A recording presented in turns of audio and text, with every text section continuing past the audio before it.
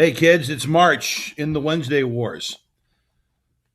The news from Quezon that Walter Cronkite reported each night kept getting grimmer. The 5,000 Marines there were cut off and could get supplies only by air, even though any helicopter that flew over took a lot of enemy fire from the 20,000 surrounding Viet Cong troops.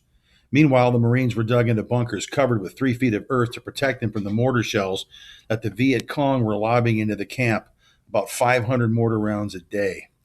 And when they weren't lobbing shells, the Viet Cong were digging tunnels that they could use to put explosives beneath the Marines. Some reports said that the tunnels were only 100 yards away from the barbed wire around the Quezon base perimeter. The Marines had started to use stethoscopes and divining rods to see if they could help them. You know, things are getting bad when the Marine Corps is using stethoscopes and divining rods. Still, the White House announced that the enemy offensive was running out of steam, that casualties at Quezon were light, and that we would never give up the Marine Corps base there. We watched Walter Cronkite together every night after supper. Even my sister was there. We were all quiet, and not just because my father would have hollered if anyone interrupted Walter Cronkite. Sometimes, though, my father himself would shake his head and whisper, 5,000 boys trapped. Good Lord, 5,000. We'd watch the pictures of the Marines in their zigzagging trenches or deep in their bunkers, holding their hands over their ears and inside their helmets because of the thunder of the mortar shells. Then my father would reach for my mother's hand, and they would look at each other. My sister sat rigid with anger, I guess. She probably wanted to say something like, I told you so, or if President Johnson had listened and gotten us out of there in time, or no one in Washington knows what he's doing, but she didn't. When 500 mortar shells are coming in every day on top of soldiers huddled in holes with their hands over their ears, even a flower child who wanted nothing but world peace could only watch and hope. I also was watching the newscasts and hoping for a sign, any sign of Lieutenant Tybalt Baker. There never was one, not in any of the films of the mortars or the trenches or the downed and burning helicopters or the wounded. Walter Cronkite didn't read off the names of the missing in action, so Lieutenant Baker was never mentioned. But I still watched anyway, holding my breath and hoping, which is what I think the whole town was doing, which is certainly what Mrs. Baker was doing. But you would never have been able to tell that she was holding her breath at Camillo Junior High. She moved through our classroom as coolly as if Quezon were just a proper noun in a sentence that needed to be diagrammed. It was early spring, and we were her garden, and she was starting to see the bulbs and seeds that she had planted in us last fall coming up. She raked away our dead leaves, spaded new soil around us, and watered and fertilized, and we grew fast and green, let me tell you. Especially Mai Tai, who was now the best sentence diagrammer in the 7th grade, which may not sound like much, but with Mrs. Baker, it was a big deal. During class, it didn't seem as if anything was bothering Mrs. Baker at all, except maybe the 8 bulging asbestos ceiling tiles, which now had about as much bulge as asbestos ceiling tiles can take. They looked like sails in a full breeze. We still didn't know exactly what was making them so heavy. Maybe the rats were hoarding supplies for the summer drought up there. Maybe Sycorax and Caliban were just getting bigger and bigger and bigger. But whatever it was, no one wanted those tiles to come down with whatever was bulging them out, not even Danny Hupner. Which was why on the first Wednesday afternoon in March, while Mrs. Baker was reading and I was at my desk starting in on Julius Caesar, who, let me tell you, was a whole lot smarter than Romeo, even though he ended up pretty badly too, Mr. Vendlary came in with a ladder, 8 new asbestos ceiling tiles, and a heavy mallet. Mrs. Baker looked at him. A mallet, she said. He brandished it in the air like Julius Caesar himself. You don't know how big a rat on the loose can get in 5 months, he said. Mrs. Baker looked up at the bulging ceiling tiles. I have some idea. Mr. Vendlary set his ladder under one of the bulges. He steadied it and grabbed his mallet tightly in his right hand. He took 3 steps up the ladder. Then, with his left hand, he slowly reached up to one of the bulging tiles. He tapped it a couple of times, and we listened. Nothing. He pushed against it. Nothing. He hit it lightly with the mallet. Still nothing. He came down the ladder and went over to the corner of the room. He picked up the trash can and came back to the foot of the ladder. I'll need someone to hold this underneath the tile when I take it off, just in case stuff comes out, he said. Just in case stuff comes out, said Mrs. Baker. That's right, said Mr. Vendlary. Mrs. Baker looked over at me. Sometimes I think she still hates my guts. So there I was, holding this trash can underneath the 8 bulging asbestos ceiling tiles, and Mr. Vendelary started to push up on one of them with his mallet. "You won't catch the stuff standing over there," he said to me. I moved a little closer. "Right here," he said, pointing to the target area. Then he turned and lifted one of the ceiling tiles with his mallet. We listened for the scrambling of two large rats. Nothing. So Mr. Vendelary tilted the tile to get it out, and shredded everything came pouring down. Homework announcements, PTA letters home, blue dittos, bazooka bubblegum wrappers. These were from Danny. Chewed up number 2 pencils, red and green and blue and yellow construction paper, napkins from the cafeteria, part of a black sneaker. This was from Doug Switek, who had been looking for it for a couple of months. A gnawed picture of me leaping across the stage in yellow tights, and scraps of Merrill Lee's Mississippi River and You project that all came down like wet snow. "Hold the trash can under it," hollered Mr. Vendelary, which is exactly what I was doing, except that the stuff was also falling into my eyes and hair and down the back of my shirt. And I think I must have started screaming because Mrs. Baker came and took the trash can from me. "Maybe you should find a different way to collect the refuse," she said to Mr. Vendelary, brushing the rat-chewed stuff off me. By the time Mr. Vendelary brought back a tarp, I had pretty much gotten my shaking under control. He handed me that mallet. "What am I supposed to do with this?" I asked. "Swing at anything that has yellow teeth," he said. "Oh," I said quietly. I wasn't sure if that was better than having the rat-chewed stuff come down on my head. But even though I started to shake again, I held that mallet over my shoulder, ready to strike, which you have to admit is not only brave and courageous and true and blue and worthy of Jim Hawkins himself, but also pretty remarkable, considering I still had rat-chewed stuff in my hair and down my back. But we never saw Sycorax or Caliban. Mr. Vendelary replaced the bulging ceiling tiles with 8 new ones, then stepped from the ladder and stood back. "Good as new," he said. "Are you sure?" asked Mrs. Baker. "I'm sure," I willed him to say. "I'm sure, I'm sure, I'm sure." "I'm sure," Mr. Vendelary said. "Then," said Mrs. Baker to me, "you may return to Julius Caesar." But let me tell you, it's not easy to read Shakespeare play when you've just been holding a mallet over your shoulder, ready to swing at anything that has yellow teeth, and Mr. Vendelary is still poking at the other tiles to see if they were bulging too, and knowing that any tile could come crashing to the floor along with Sycorax and Taliban, and they would not be happy, let me tell you. I wanted to read Julius Caesar standing on my desk, but that would definitely not be or have been worthy of Jim Hawkins. When he finally left, Mr. Vendelary told us he'd come back and check on the new asbestos ceiling tiles tomorrow. "Thank you," Mrs. Baker said. Then she went back to her grading. I wondered if she had wanted to stand on her desk too. Grading, by the way, is something that makes it hard to read Shakespeare. When your teacher is covering papers with red ink a few desks away from you, and you know that yours is in that stack and it's probably coming up soon, and that your grasp of non-restrictive clauses might not be all that it should be, it's hard to read anything. Even though there was some good stuff in Julius Shakespeare, like, "You blocks, you stones, you worse than senseless things." It doesn't have the cut of a Caliban curse, but it's all right.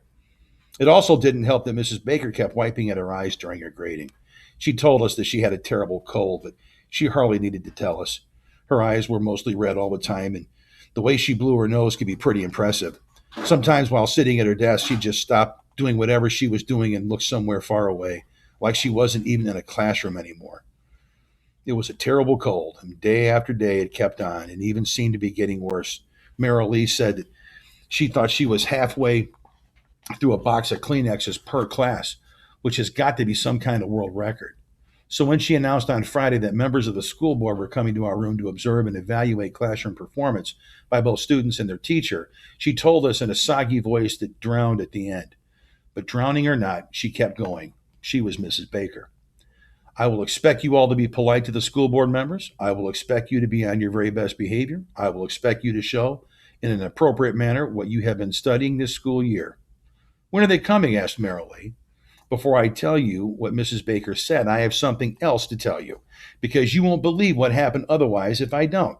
When Julius Caesar is coming into Rome, which is a place where very bad things will happen to him, this soothsayer comes up to him and tells him what's going to happen.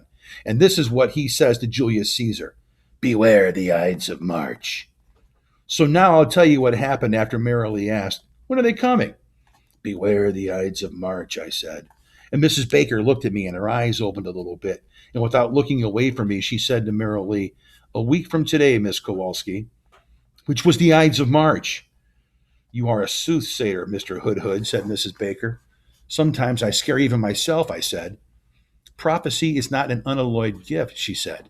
Be careful how you use it, which is a teacher strategy to get you to look up the word unalloyed, which I did, and it still didn't make much sense to me. But what happened later that day was even weirder. In gym, Coach Quattrini announced that he was planning to form the Camillo Junior High School cross country team. It wouldn't be a regular team since cross country was a fall sport, but he wanted to start the 7th and 8th graders now so that he could choose a varsity team and have them run over the summer and be ready to begin real competition by September. He expected everybody to try out, everybody. And to get us started in our training, we would be running 2 miles at tempo. What's at tempo? I asked. Race pace, he said. How bad could that be? I said to Danny. Bad, Danny said. Coach Quattrini had us stretch for 3 minutes, then do 4 short sprints down the length of the gym, and then stretch another 2 minutes. Afterward, he took us outside of the track, where there was a pretty brisk March wind that cut right through my t-shirt.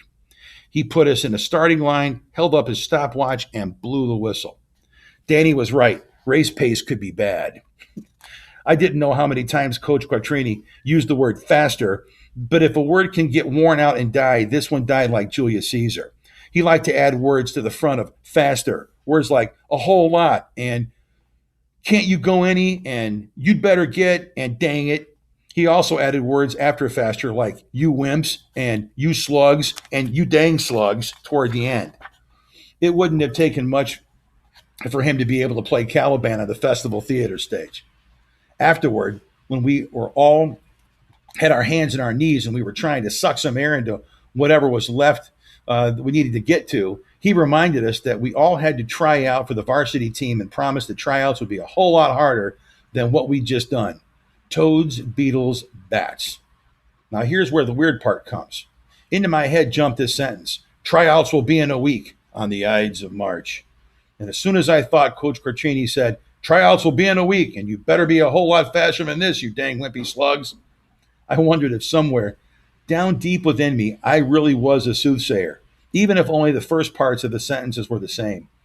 I ran over the weekend, not because I was worried that Coach Quattrini would think I was a dang wimpy slug, but because I was pretty sure that if I didn't, I might have something awful happen to me after running at tryout pace on the Ides of March. I ran 3 miles on Saturday and then 4 miles on Sunday afternoon, even though it was the Sabbath and I deserved some time off. And actually, there was another reason for running over the weekend, an even better reason.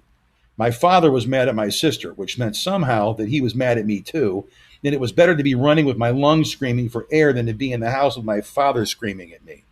And let me tell you, it wasn't for anything I'd done. Now that he had the new junior high school contract, my father needed to hire someone else in his office as a receptionist for weekday afternoons and Saturday mornings.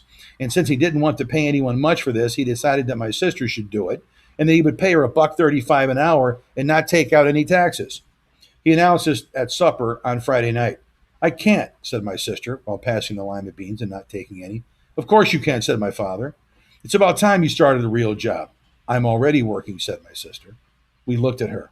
Who for? My father asked. For Bobby Kennedy, she said. For Bobby Kennedy, said my father.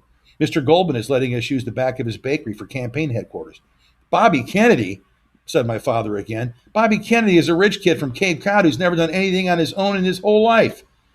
Bobby Kennedy will end the war, end the discrimination that's splitting our country into, and end the control of the government by a handful of fat old men. My father, who was not fat and old yet, but who could probably imagine himself that way, started to get a little louder. Not a good sign. You might as well go work for Martin Luther King. Maybe I will. He and Bobby Kennedy are the only ones who care that this country is about to explode. He's a communist. Oh, there's deep political analysis. He's leading a demonstration for striking sanitation workers, so he must be a communist. Now you got it, said my father. You start work Monday afternoon. I think you can figure out how the rest of that conversation went, and how my mother and I didn't say much, and how we never did make it to dessert, and why it was a healthy thing for me to be running over the weekend, even though I hadn't done a thing. Still, I was glad that Bobby Kennedy was running for president. It was hard every night hearing President Johnson and all of his generals with medals spread all over their chests say how well the war was going and how the enemy was about to give up, and then having CBS News cut to pictures of soldiers who were wading through rice paddies and holding their rifles high above the water, or who were carrying out a buddy whose face was covered with dried blood, or who were huddled in holes covering their heads as the mortars came in over at Quezon. After that, you just wanted someone to say the plain truth, and maybe Bobby Kennedy would be that someone. I was glad he was running for president. And so maybe, after all, I had done something to make my father mad, just not out loud. At gym on Monday, Coach Quattrini had us run 3 miles, all at tempo. And let me tell you, after running for 2 miles and hearing, "Can't you go any faster, you dang wimpy slug," in your ear for most of it, you start to wonder if life is worth living. You still have 4 more times around the track, and the sky is turning darker and the air is thinner, and you can't feel the ends of your fingers, and your legs are rock heavy, and there's something hurting down deep in your guts. Probably your liver is about to explode. But that doesn't matter so much because your lungs are drying out, and that hurts so much that nothing else can get your attention. "It'll be 5 miles on Friday," said Coach Quattrini, "when we are finished." 5 miles on the Ides of March? On Wednesday afternoon, Mrs. Baker asked how my cross-country preparation was going. "Death, a necessary end," I said, "will come when it will come." Mrs. Baker smiled. "Do you think that death is coming for you on the cross-country course, Mr. Hood? You know what happened to Julius Caesar on the Ides of March," I said. "Cross-country tryouts will make that look like opening day at Yankee Stadium." "It's because you run so straight up," she said. "Because I run so straight up and tight. You run so tight. I've watched you. It looks as if you're digging your fingernails into your palms," which is exactly what I did. "Are you saying I could run better?" So she put down her copy of Julius Caesar. From her lower desk drawer, she took out a pair of bright white sneakers and put them on. "Caesar shall go forth," she said. "Where?" I asked. "Out to the track." "The two of us?" "Are you embarrassed that I might be faster than you?" she said. "I'm not really worried about that, Mrs. Baker," I said. "Perhaps you should be," she said. "Look what happened to Julius Caesar when he underestimated those around him." So we went out to the track with Mrs. Baker wearing bright white sneakers. "Really? Let's start with your stance," she said. "Let's lean you forward a little bit so that you can always be moving into the next stride instead of holding yourself back on each stride. Lean this way." I did. "Run 50 paces and come back." I did. "Again." I did. "At tempo," she said. I did. "That's fine. One could only wish that you took so easily to diagramming sentences. Now your arm position, and then your head position, and then we'll get into breathing patterns."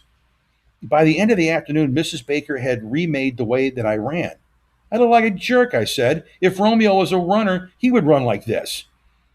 What you look like," she said, "is Jesse Owens, who won 4 gold medals at the 1936 Olympics, running like that."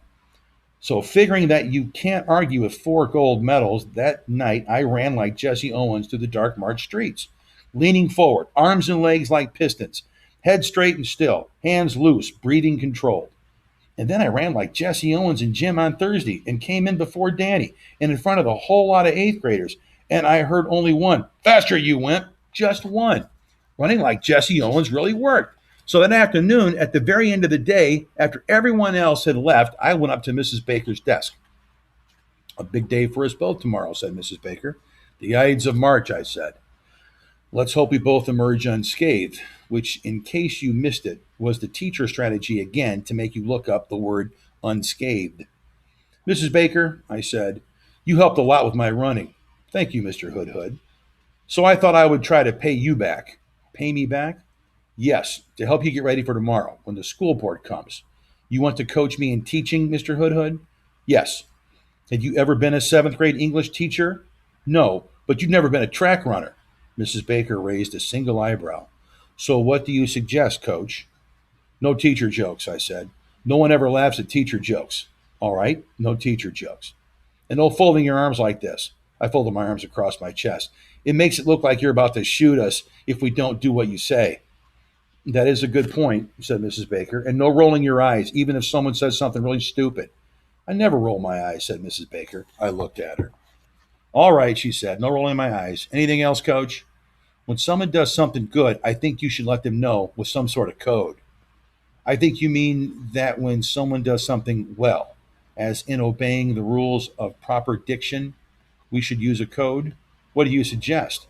"Well, maybe azalea for something good and chrysanthemum for something really good." Thank you, Mr. Hood. We'll dispense with the code, and I'll simply use the unvarnished English language to tell you when you've done something well. But as the teacher jokes, folding of the arms and rolling the eyes, I'll consider your advice. I nodded. And, Coach, one more thing before you leave, said Mrs. Baker. She reached into her lower desk drawer and pulled out a wooden box. Open it, she said. I did. Inside was a round silver disc on a velvet dark red ribbon. 16th Olympiad, Melbourne, 1956, it said. Mrs. Baker leaned back in her chair. It was for the women's 4x100 relay. Don't look so surprised. You don't think I spent my whole life behind this desk, did you? And I suddenly realized that, well, I guess I had. Weren't all teachers born behind their desks, fully grown with a red pen in their hand and ready to grade? Go home now, Mr. Hood, said Mrs. Baker, and tomorrow run like Jesse Owens. The Ides of March dawned on Friday with a green and brown sky, the color of the water in a dying pond. All morning, the sky hung low, and sometimes the green and brown clouds would roll up and rumble a bit, and then settle back down like a layer of unhappiness over everything. We all talked in whispers, and we waited for something to happen up in heaven, or maybe up in the asbestos ceiling tiles. And since waiting gets boring really quickly, I decided that in the pause between non restrictive clauses and weak verb systems, I would tell Danny about the scene where Julius Caesar gets stabbed, which is a lot better than the scene where Juliet gets stabbed, and act it out with appropriate sound effects, which I do pretty well since I have some experience acting out Shakespeare on stage, as you might remember. I don't know if it was because of the green and brown sky or because of her cold or because of something else, but Mrs. Baker came over like Brutus himself to do Julius Caesar in. Mr. Hood, she said, I have not taught you the plays of William Shakespeare for the last 5 months for you to demean them by acting as though they were all about people stabbing each other. I thought that was unfair. But they are, I said. They do it all the time. Macbeth kills Duncan, Macduff kills Macbeth, Brutus kills Julius Caesar, then Brutus kills himself, like when Juliet kills herself after Romeo kills himself, but not because Romeo kills Tybalt. And that is all you've learned from Shakespeare? I thought that was unfair, too. Mrs. Baker held out her hand. Give me the book, she said. I opened up my desk. Shakespeare is all about the power of goodness and honesty and faithfulness, she said. It's all about the abundance of love. It's about the weakness of armies and battles and guns. And she stopped. Her mouth worked back and forth. It's about the endurance of love, she whispered. Give me the book. I handed it to her. At the same moment that the classroom door opened and Mr. Gillespie walked in, accompanied by Mr. Bradbrook and two other members of the school board. Mrs. Baker, said Mr. Gillespie. Mrs. Baker looked at him. Both of her hands were still on Shakespeare. Mrs. Baker, you know Mr. Bradbrook, of course, the chairman of the school board, and Mr. Smilzo, and you know Mrs. Sidman, who has just returned from Connecticut and been appointed to our school board. Mrs. Baker nodded at each one. How good to have you back, Miss Sidman, she said. Miss Sidman smiled. Her eyes darted around a little bit, like she was expecting something awful to happen, but didn't want to show that she was expecting it. Mrs. Baker is one of our very finest teachers, said Mr. Gillespie. She will have a chance to show that to be true, said Mr. Bradbrook. He pointed to the book that Mrs. Baker and I were still holding. What are you giving to that young mind? He asked. Mrs. Baker looked at me, then back to Mr. Bradbrook. This is a volume of William Shakespeare's plays, she said a little weakly. She let go of the book. Mr. Bradbrook came over to my desk and peered at the book. Then he took it from me and weighed it in his hands. He looked at the gilt edges and fingered the red ribbon tied to the spine. This seems like an awfully expensive volume for our school to be purchasing, he said. It's my own copy, said Mrs. Baker. Mr. Bradbrook was relieved. He looked down at me. Young man, do you think you'll enjoy reading the master's plays? I already do, I said. When I was a boy your age, said Mr. Bradbrook, I would memorize long passages and recite them whenever I was called upon to do so. When you read the master's lines, perhaps you, too, will be moved to memorize some. Perhaps one day you may even enact some. I already have, I said. Or perhaps Mrs. Baker will assign selected lines to you. Do you think that you might enjoy learning a line or two? He patted the top of my head. Really, he reached out and patted the top of my head. Danny Hupfer nearly fell out of his chair. He'd already memorized quite a bit, said Mrs. Baker. Has he? Said Mr. Bradbrook. He seemed sort of surprised. Well, let's hear some from the boy. Mrs. Baker looked down at me. I couldn't really tell what was in her eyes. I thought at first there might be a death threat there, but Either I'm getting used to them or there wasn't much from there for me to see. Hollinghood, do you know any lines or not? That was from Mr. Gillespie. And I almost said, you block, you stone, you worst and senseless thing to him. But whatever it was in Mrs. Baker's eyes, it told me that might not be the right thing to say. Probably a Caliban curse wouldn't work either. So I tried something else. This was the noblest Roman of them all. All the conspirators, save only he, did that they did in envy a great Caesar. He only, in a general honest thought, and common good to all, made one of them. His life was gentle, and the elements so mixed in him that nature might stand up and say to all the world, this was a man. Merrill Lee clapped. Even Doug Switek clapped. I looked at Mrs. Baker's eyes. Azalea, she said quietly. What was all that about? Said Mr. Bradbrook. The power of goodness and honesty and faithfulness, said Mrs. Baker. Now, if Mr. Gillespie will show you to your seats, the class will work through this day's lessons. She went up to the board. This is the sentence you'll be diagramming, she said to us all, and wrote it out. You blocks, you stones, you worse than senseless things. Then she turned to us. Can you identify the implied verb, she asked. For the next hour, we did pretty well by Mrs. Baker. We answered everything she threw at us, and even Doug Switek helped out. He answered the implied verb question, and Mrs. Baker did her part too. There were no teacher jokes. She never crossed her arms, and when Doug Switek, who I guess thought he was in the rhythm after he got the implied verb question right, called Alfred Lord Tennyson, and you have to admit it is a bizarre name, Alfred Lord Tennyson, Mrs. Baker did not roll her eyes, not even a little. It was an hour of pretty spectacular stuff, let me tell you. We could have been America's model classroom in 1968. Mrs. Baker was so pleased that she even let me act out the stabbing scene from Julius Caesar after all, probably because she had forgotten all about the soothsayer business, which she shouldn't have, since when I got to the et tu, Brute, then falls, Caesar part, an asbestos ceiling tile over Mrs. Sidman's head that wasn't even bulging suddenly gave way, and it wasn't Julius Caesar who fell, it was Sycorax and Caliban who plummeted onto Mrs. Sidman's lap. I think that she was the only one in the classroom who did not scream, and I'm including Mr. Bradbrook and Mr. Gillespie in that. We all crashed over chairs and tables and desks to the sides of the classroom so that Mrs. Sidman was left completely alone at her desk with two huge rats in her lap who were shaking their heads and trying to get some idea of what had just happened to them. Then they pulled up their snouts and clacked their yellow teeth. Okay, so I panicked too. After living with the bulging ceiling tiles for all this time, we had forgotten to believe that they would never come down. But now we were face to face with huge, scabby, yellow-toothed, angry rats looking at us with eyes reddened with anger. And all we could think about was putting distance between us and them. And I want to point out for the record that it was members of the school board who were up on Mrs. Baker's desk first. Just about everyone else climbed the bookshelves and window shelf and radiators after throwing aside anything that got in the way, except for two people. One was Mai Tai, who took off her shoes and stood beside her desk, ready to swing at anything that had yellow teeth. She looked as fierce as all get out.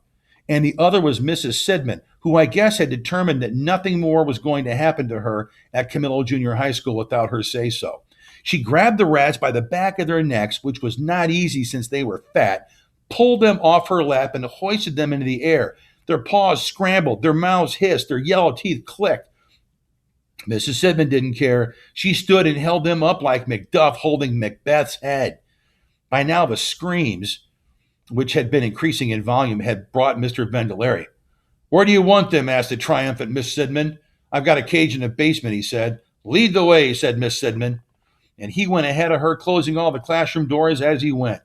But I wish everyone at Camillo Junior High could have seen her, the noblest school board member of them all, Mrs. Sidman, with her vanquished enemies still squirming in her hands, marching to the basement to dispatch them. While the school board members went to have an emergency meeting in Mr. Gillespie's office, we tried to put Mrs. Baker's classroom back together, since absolutely all the desks had been knocked over. It took us most of the day to get everything right.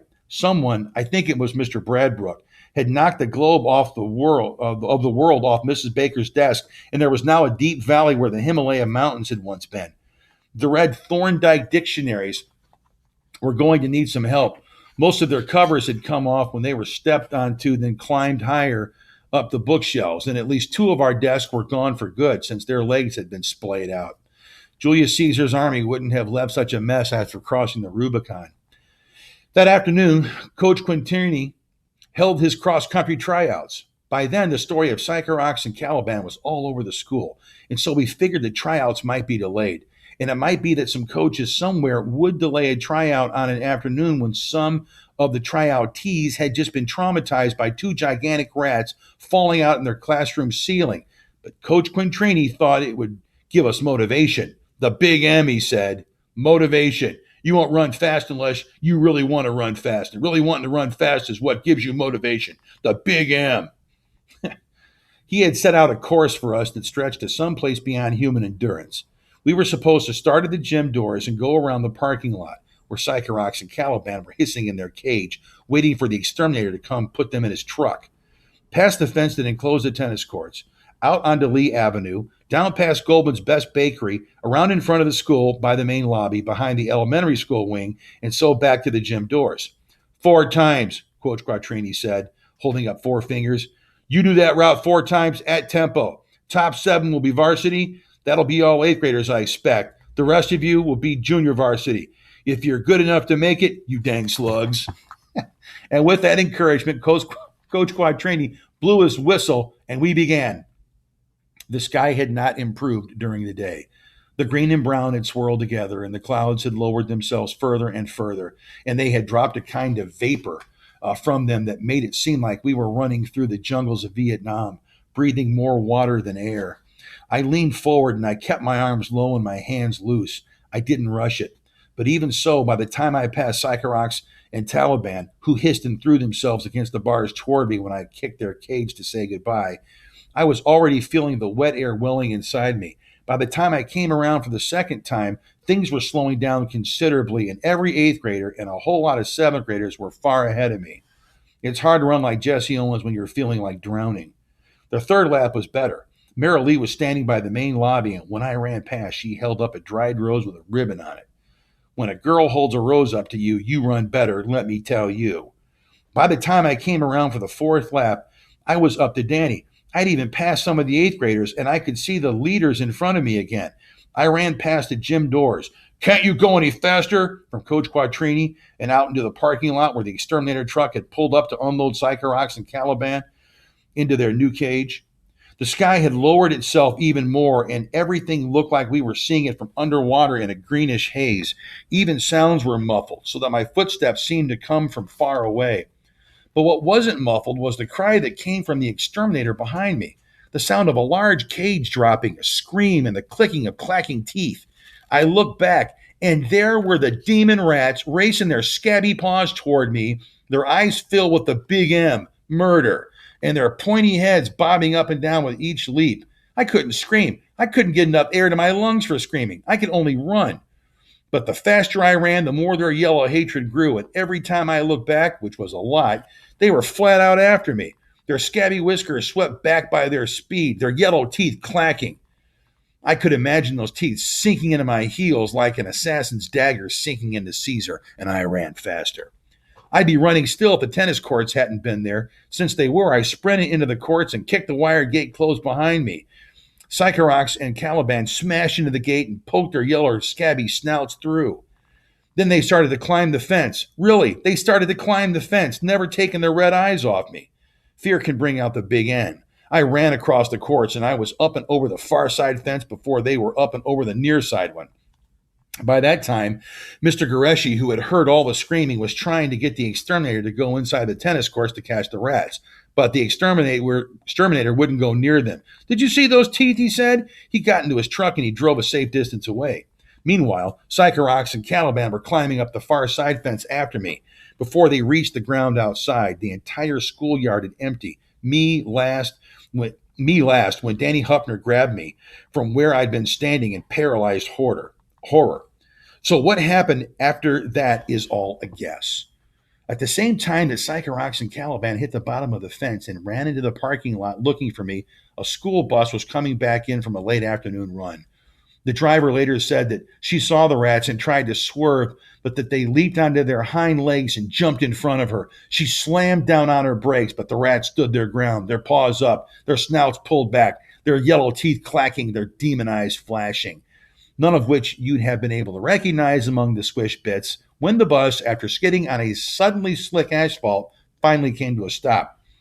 And as the exterminator drove away, since there was nothing more for him to do, the green and brown sky finally opened up and the rain came down in torrents, so fast it blew sideways. And when it had raged for about the time it takes to run 2 laps around Camillo Junior High, it stopped and the green sky evaporated, and it was the Ides of March, a beautiful spring day. A new record was set for the 3-mile run for a Long Island school that afternoon, and I'm including high schools here. People said afterward that they had never seen anything like it, that kind of speed from a 7th grader. So I made the varsity team and had the Big M to keep running, especially since it stayed beautiful for the rest of March as the days grew longer. So long that it was still light when my father and sister came home from Hood and Associates at supper time. I practiced every afternoon after school with the other varsity runners. Me, the only 7th grader, while the sun was yellow and warm and the sky blue and white. I ran leaning forward, my arms and legs like pistons, head straight and still, hands loose, breathing controlled. I ran like Jesse Owens with the Big M. Meanwhile, the story of the rats grew larger. People went to visit the spot where they had met the bus. Doug Switek's brother had 2 teeth that he claimed were from Caliban, and he would show them to you for a quarter. Mrs. Sidman was the most heroic figure of the story, and even 1st graders were drawing pictures of her carrying Caliban and Psychorox through the halls of Camillo Junior High. In all of those pictures, she looked like a warrior that Ariel had wanted to be, stern and serious and powerful. A 3rd grader drew a coat of arms for her with 2 dead rats beneath her feet. Charles, the 5th grader of the lovely handwriting, inscribed the motto beneath, "To the death." The D had a whole lot of swirling loops inside of it.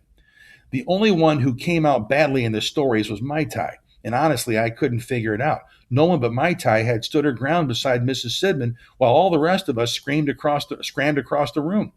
But instead of her getting a coat of arms and being made into a warrior, people started to talk about her, and not just behind her back, but so that she could hear them, about how people in Vietnam ate rats, how she was just hoping for a good meal, and how she thought they were rat burgers on the run, stuff like that.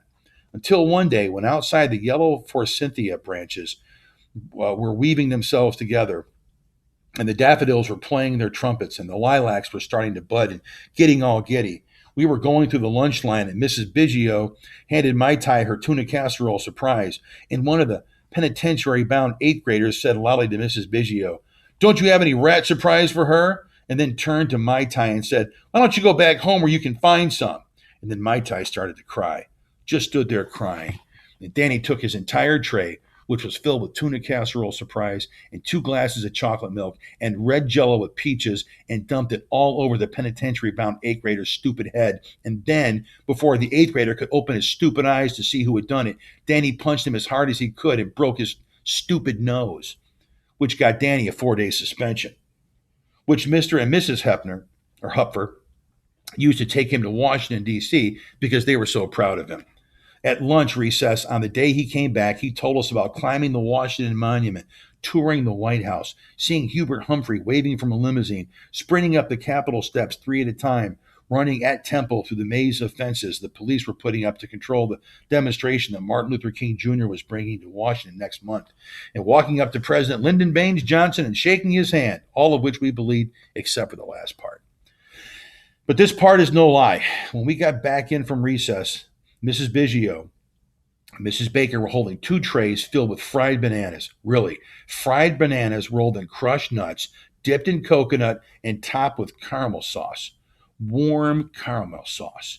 Can you imagine what all 4 of those together smelled like? Sweet and fruity and spicy and warm and creamy and chewy, all at the same time. That's about as close as I can get. It's the kind of smell that makes you hungry just thinking about it. Mrs. Baker held the tray like she was carrying gold and frankincense and myrrh. "It's a recipe from Vietnam," she said. "Mrs. Biggio has made them for our class." We cheered. "The caramel sauce is called Nuoc Mao." Did I say that correctly, Mai Tai Wong? Mai Tai, she shrugged and smiled, and Mrs. Baker laughed. And she and Mrs. Biggio walked up and down the aisles, and we each took a plate with a fried banana smothered in caramel sauce on it. And when Mrs. Biggio got to Mai Tai, she stopped and lifted a plate down onto her desk and said, "I'm so sorry, Mai Tai. I'm so sorry."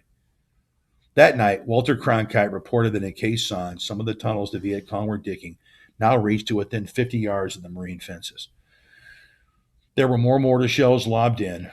There were more pictures of the Marines deep in their bunkers with their hands over their ears. Casualties were light, the White House announced. Camilo Junior High, we ate fried bananas with warm Nuoc Mao. We sang a song that Mai Tai taught us about bananas, though it could have been about elephants and we wouldn't have known it, since we only knew 2 words in Vietnamese. And when we were done, Mrs. Biggio and Mai Tai held each other tightly, and it seemed to all of us that they did not want to let go. Thanks, kids.